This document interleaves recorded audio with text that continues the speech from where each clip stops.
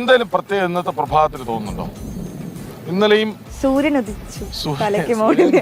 സൂര്യൻ ഉദിച്ചു. സൂര്യൻ കിഴക്ക് എങ്ങനെ മുഖത്തിന് നേരെ നിൽക്കുകയാണ്. പക്ഷേ ചൂട് തോന്നുന്നുണ്ടോ? ഇല്ല.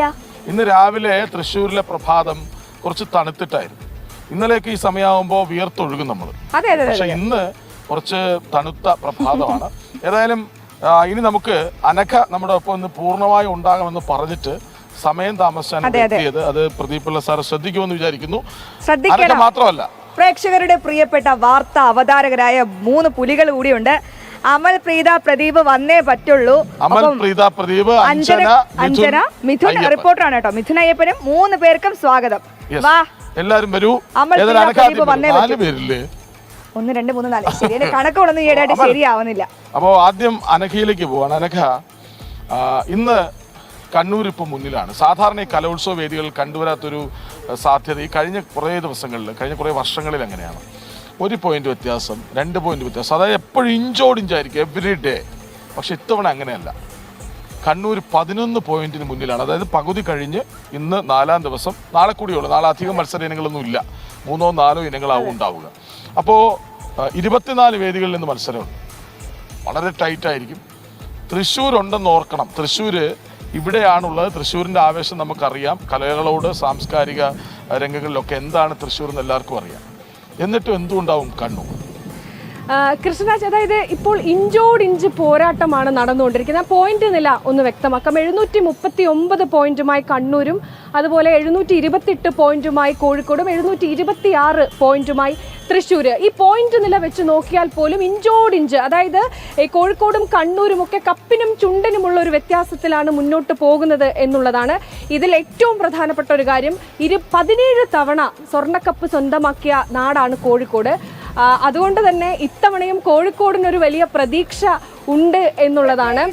കോഴിക്കോട് അപ്പം കുറച്ച് പ്രതീക്ഷകൾ അധികം. അതെ, ഞങ്ങൾ മറ്റ് ജില്ലകളെ അപേക്ഷിച്ച് അപകടമാണ്. കാരണം ഇത് കഴിഞ്ഞ് അടുത്തടുത്തെത്തുമ്പോൾ തൃശ്ശൂർ ചാമ്പ്യന്മാരാവും. മിഥുനയ്യപ്പനാണ് അവിടെ നിൽക്കുന്നത്. ശരി, അതെ. എന്തായാലും ഇത്തവണയും കോഴിക്കോട് തന്നെയാണ് വലിയ പ്രതീക്ഷയിലുള്ള, അല്ലെ മിഥുനെ? കണ്ണൂർ കൊണ്ടുപോവോ? കണ്ണൂരും കോഴിക്കോടിനും പ്രതീക്ഷയില്ലാന്ന് ഞാൻ പറയാം. ഞാൻ കാരണം തൃശ്ശൂരിനെ പ്രതീക്ഷയുള്ളത്. ഞാൻ കഴിഞ്ഞ 2 ദിവസമായിട്ട് പറയുന്ന ഒരേ ഡയലോഗ്, ഞങ്ങളിതിങ്ങനെ എടുത്തുകൊണ്ടിരിക്കുന്ന സമയമാണ് ഈ തൃശ്ശൂർക്കാർ. ഈ അപ്പോൾ എടുത്ത കപ്പ് ഞങ്ങൾ തിരിച്ചു കൊടുക്കുമോ? ഒരിക്കലും ഇല്ല. ഡയലോഗൊക്കെ മാറ്റി പറയേണ്ടി വരൂട്ടാ. ഒരു മാറ്റത്തിന്റെ ആവശ്യമില്ല. കാരണം ഈ കഴിഞ്ഞ തവണ നമ്മുടെ ഉസൈൻ ബോൾട്ടിന്റെ ഒക്കെ ഒരു മത്സരം ഉണ്ടല്ലോ, ഓട്ട മത്സരം. നമ്മൾ ഉസൈൻ ബോൾട്ട് ഇപ്പോൾ തോൽക്കും, കാരണം ഒപ്പത്തിനൊപ്പമാണല്ലോ എന്നിങ്ങനെ വിചാരിച്ചിരിക്കുന്ന സമയത്ത് ആ ഫിനിഷിംഗ് പോയിന്റിന്റെ തൊട്ട് മുമ്പ് എത്തിയിട്ട് ഒരു കുതിച്ചു പോയില്ല ഉസൈൻ ബോൾട്ട്. അതുപോലെ തൃശ്ശൂർക്കാര് കഴിഞ്ഞ വർഷം ഇത് തന്നെയായിരുന്നു. കാരണം നമ്മൾ അവസാന ദിവസമാണ് കണ്ണൂരാണോ കോഴിക്കോടാണോ എന്ന് ചിന്തിച്ചിരിക്കുന്ന സമയത്ത് അവസാന ദിവസം. പക്ഷെ നിങ്ങൾ ശ്രദ്ധിച്ചിട്ടുണ്ടോ എന്നറിയില്ല, തിരുവനന്തപുരം 4ാം സ്ഥാനത്ത്. ശ്രദ്ധിക്കാൻ യാതൊരു വഴിയില്ല. പക്ഷേ ഞാനിപ്പോൾ പോയിന്റ് നില പരിശോധിക്കുമ്പോൾ വേറൊരു സർപ്രൈസ് എൻട്രി വന്നിരിക്കുന്നു. ഈ ക്യാമിയോ റോളൊക്കെ ഇല്ലേ ഒരു സിനിമയിൽ, പാലക്കാട് 726 പോയിന്റ് നേടി തൃശ്ശൂരിനൊപ്പമാണ് ഇപ്പോൾ പാലക്കാട് ജില്ല. അതെ. അപ്പോൾ തിരുവനന്തപുരം തൊട്ട് പിന്നിലുണ്ട്, 5ാം സ്ഥാനത്തുണ്ട്, 708 പോയിന്റ് ഉണ്ട്. മലപ്പുറം 705 പോയിന്റ് ഉണ്ട്. കൊല്ലം നമുക്ക് ഒന്ന് പരിഗണിക്കണ്ടേ, അശ്വതിയുടെ സ്ഥലമല്ലേ. പക്ഷേ 7ാം സ്ഥാനത്താണ്, 703 പോയിന്റ് നേടി 7ാം സ്ഥാനത്തുണ്ട്. അപ്പോൾ വരുന്ന മണിക്കൂറുകൾ ഒരു ജീവൻ മരണ പോരാട്ടം തന്നെയാണ് അവരെ സംബന്ധിച്ചിടത്തോളം. ഈ അശ്വതിയെ സംബന്ധിച്ചിടത്തോളം മരണ പോരാട്ടം തന്നെയായിരിക്കും. കാരണം ആമയും മുയലിന്റെയും കഥ കേട്ടിട്ടുണ്ടോ? 1ാം ക്ലാസ്സിൽ പഠിച്ചത്. ആമ ചിലപ്പോ സ്മാർട്ടായിട്ടൊക്കെ ഫ്രണ്ടിൽ എത്തൂട്ടോ. അതെ, ബുദ്ധിയുള്ള ആമയാണ്, ബുദ്ധിയുള്ള ആമ. മണ്ടനായ മുയലിനെയും കാട്ടി ബുദ്ധിയുള്ള ആമയാവുന്നതല്ലേ നല്ലത്.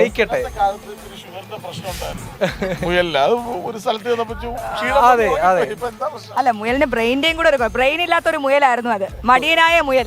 നാളെ ലാലേട്ടം വരുന്നതിന് തൊട്ട് മുമ്പ് വരെ ഈ ആത്മവിശ്വാസം നല്ലതാണ്, അല്ലേ? നമുക്ക് അഞ്ജനയുടെ ആദ്യത്തെ സ്കൂൾ കലോത്സവമാണ്.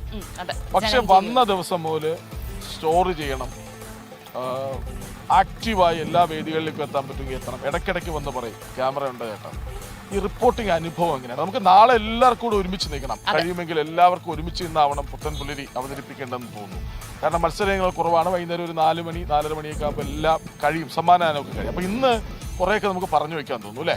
എന്താണ് ആദ്യ റിപ്പോർട്ടിംഗ് അനുഭവം അല്ലെങ്കിൽ ആദ്യ അവതാരക എന്നുള്ള രീതിയിൽ ഒരു കലോത്സവ വേദിയിൽ വന്ന് ഇത്രയും ജനത്തെ കണ്ട് ഏഷ്യയിലെ വലിയ മഹോത്സവം റിപ്പോർട്ട് ചെയ്ത് തുടങ്ങുന്നതിൻ്റെ ഒരു അനുഭവം എന്താണ്? ഒത്തിരി സന്തോഷം, അത് തന്നെയാണ് ആദ്യം പറയാനുള്ളത്. ജനം ടിവിയുടെ ഭാഗമായിട്ടുള്ള ആദ്യ കലോത്സവമാണ്. ഇതിന് മുൻപ് ഒരു വട്ടം കോഴിക്കോട് ഞാൻ പോയിട്ടുണ്ട്. അവിടെ നിന്ന് ജനം ടിവിയിലേക്ക് എത്തി നോക്കുമ്പോൾ എനിക്ക് തോന്നുന്നു കുറച്ചും കൂടെ വലിയൊരു സ്ക്രീൻ പ്രസൻസ് എനിക്ക് കിട്ടിയിട്ടുണ്ട്. ഒപ്പം തന്നെ ഇത്രയും അധികം വേദികളിലേക്ക് പോകാൻ പറ്റി, ഇത്രയധികം ആളുകളെ കാണാൻ പറ്റി. കുറേ കലോത്സവത്തിലെ ആദ്യമായിട്ട് ഞാൻ കണ്ടൊരു കാര്യമായിരുന്നു മലപ്പുലയാട്ടം, അതുപോലെ ഇരുള നൃത്തം എന്നൊക്കെ പറഞ്ഞ ഇന്ന് നടക്കാൻ പോകുന്ന മത്സരങ്ങളാണ്. അപ്പോൾ അത്തരം കലാവേദികൾ അല്ലെങ്കിൽ കലാകാരന്മാരെ കാണാൻ പറ്റുമെന്ന് പറഞ്ഞാൽ വളരെയധികം സന്തോഷമാണ്. ഞാൻ വളരെയധികം ഹാപ്പിയാണ്. ജനം ടി വിയും വളരെയധികം ആവേശത്തോടു കൂടി തന്നെയാണ് എനിക്ക് തോന്നുന്നു കൃഷ്ണേട്ട ആളുകളിലേക്ക് നമ്മൾ എത്തിച്ചുകൊണ്ടിരിക്കുന്നത്. എൻ്റെ ഒരു അനുഭവം എന്ന് പറയുമ്പോഴത്തേക്കും കലാവേദികൾ കാണാൻ പറ്റുന്നു, ആളുകളെ കാണാൻ പറ്റുന്നു, പുതിയ പുതിയ കഥകൾ അറിയുന്നു. ഇന്നലെ ഞാൻ പോയി ചെയ്തതാണ് നങ്ങ്യാർകൂത്ത്. ഞാൻ ആദ്യമായിട്ടാണ് നങ്ങ്യാർകൂത്ത് നേരിട്ട് കാണുന്നത്. 20 മിനിറ്റാണ് അത് അവതരിപ്പിക്കാൻ എടുക്കുന്ന സമയം. ആ 20 മിനിറ്റ് എനിക്കൊന്നും ഞാനും മനുച്ചേട്ടനും ആയിരുന്നു ഉണ്ടായിരുന്നത്. 20 മിനിറ്റ് 3 പേരുടെ പെർഫോമൻസ് കണ്ടു. 20 മിനിറ്റ് പോയതേ ഞാൻ അറിഞ്ഞില്ല. അപ്പോൾ ആദ്യമായിട്ട് കാണാൻ പറ്റുന്ന ചില കാര്യങ്ങളുടെ അനുഭവം പറഞ്ഞറിയിക്കാൻ പറ്റില്ല. നല്ല രസമുണ്ട് ഇപ്പോൾ വന്ന് നിൽക്കാൻ. രാവിലെ തന്നെ ഒരു ചെറിയ തണുത്ത കാറ്റുണ്ട്. കാറ്റൊക്കെ കൊണ്ട് നിൽക്കുമ്പോൾ പിന്നെ ക്യാമറയും ആയിക്കൊണ്ട് ഞാനും അങ്ങ് പറഞ്ഞു തുടങ്ങും. എനിക്കും സന്തോഷം തരുന്ന കാര്യമാണത്. ജനം ടി വിയിൽ എത്തുമ്പോൾ അഞ്ജന ഒരു ഒതുങ്ങിയ ആള് എന്നായിരുന്നു കരുതിയത്. പക്ഷേ ആലപ്പുഴ നെഹ്റു ട്രോഫി വള്ളംകളിക്ക് വന്നു. അതിനുശേഷം ആ വള്ളംകളിക്ക് വന്ന ഒറ്റ കാരണത്താൽ, ആ വള്ളംകളിയിൽ അഞ്ജനയുടെ കമന്ററി കേട്ട ഒറ്റ കാരണത്താൽ അഞ്ജന പിന്നീട് അത്തച്ചമയം റിപ്പോർട്ട് ചെയ്യാൻ പോയില്ല.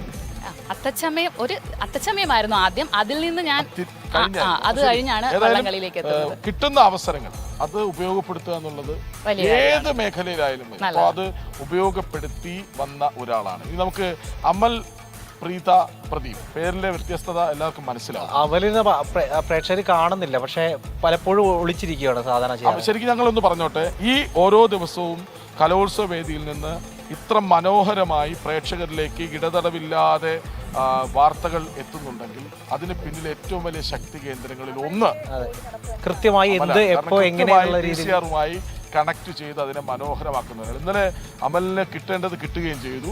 ചവിട്ടുകാടത്തിനോടൊപ്പം റിപ്പോർട്ട് ചെയ്ത് ചവിട്ട് കിട്ടി.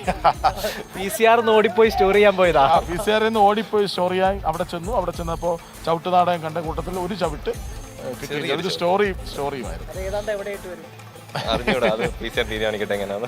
അപ്പോ ശരി അമലെ, നോക്കൂ, അമല് ഈ ലോക വാർത്തകളൊക്കെ കൈകാര്യം ചെയ്യുന്ന കൂട്ടത്തിലാണ്. അതിൽ നിന്നൊക്കെ മാറി അല്ലെങ്കിൽ ഡെസ്കിന്റെ 4 ചുവരുകൾക്ക് നിന്ന് പുറത്തേക്ക് വന്ന് സജീവമാകുമ്പോൾ ഈ കലോത്സവം നൽകുന്ന പാഠം എന്താണ്? എനിക്ക് പലപ്പോഴും തോന്നിയിട്ടൊരു കാര്യമുണ്ട്. ഞാൻ ശരിക്കും വല്ലാത്തൊരു കലാസ്വാദകനാണ്.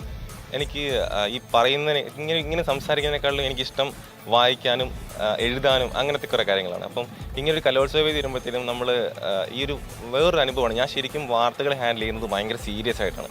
എനിക്ക് ഒരു വാർത്ത കിട്ടിക്കഴിഞ്ഞാൽ ഞാൻ അതിനെ എങ്ങനെ സീരിയസ് ആയിട്ട് കാണുന്നു, എങ്ങനെ അത് പ്രേക്ഷകരിലേക്ക് നമ്മുടെ ഒരു രീതിയിൽ എത്തിക്കുന്നു, ആ ഒരു ചിന്തയിലോട്ട് കടക്കുന്ന ഒരു രീതിയാണ് വാർത്ത ഇരിക്കുമ്പോൾ, ഒരു ഡെസ്കിൽ ഇരിക്കുമ്പോൾ. പക്ഷേ ഇങ്ങനൊരു വേദിയിലെത്തുമ്പം നമ്മുടെ മൈൻഡ് അങ്ങ് മാറി നമ്മൾ വേറൊരു കല ആസ്വദിക്കുന്ന ആ ഒരു മൈൻഡിലേക്ക് എത്തുകയാണ്. കലോത്സവം ശരിക്കും ഒരു പോസിറ്റീവാണ്, വല്ലാത്തൊരു പോസിറ്റീവ് തരുന്നതാണ്. ഇത്രയും കുട്ടികളും അവരുടെ പെർഫോമൻസും അങ്ങനെ. അതിനകത്ത് തന്നെ ഇന്നലെ പോയി ചവിട്ട് നാടകം ഗംഭീര പെർഫോമൻസാണ്. അപ്പം അത് കണ്ട് എന്ത് ചെയ്യണമെന്ന് ഇങ്ങനെ എൻ്റെ മനസ്സെപ്പോഴും ആ ഡെസ്കിൽ നിന്ന് വന്നിട്ടില്ല. ഡെസ്കിൽ സീരിയസ് എങ്ങനെയാണോ മൈൻഡ്, ന്യൂസ് വാർത്ത ചെയ്യുന്ന ആ ഒരു മൈൻഡാണ് ഞാൻ വരുത്തുന്നത്. അപ്പം ആദ്യമൊക്കെ അങ്ങനെ നടന്നു. പക്ഷേ ആ ഒരു ആംബിയൻസൊക്കെ വന്ന് സിംഹാസനം, രാജാവ്, കൊട്ടാരം, ആ ഒരു മൈൻഡൊക്കെ വന്നു കഴിഞ്ഞിട്ട് കുറേ നേരം ഇരുന്ന് കഴിഞ്ഞപ്പോഴാണ് ഇതിങ്ങനെ ഒരു സ്റ്റോറി ആക്കാം എന്നൊക്കെ ഒരു മൈൻഡ് വരുന്നത്. അങ്ങനെ ചെയ്തൊരു സ്റ്റോറിയാണ് ഇന്നിനി കൊടുക്കാൻ പോകുന്നത്. അത് കാണുമ്പം പ്രേക്ഷകർക്ക് മനസ്സിലാവും ആ ഒരു നമ്മുടെ മാറ്റം എങ്ങനെയാണ്. നമ്മൾ സീരിയസ് ആയി നിൽക്കുന്ന ഒരാൾ കലോത്സവ വേദി വന്ന് അയാളെ മാറ്റുന്നത് എങ്ങനെയാണെന്നും ഈ ഒരു ആംബിയൻസ് നമുക്ക് തരുന്ന പോസിറ്റിവിറ്റി എങ്ങനെയാണെന്നും സ്റ്റോറി.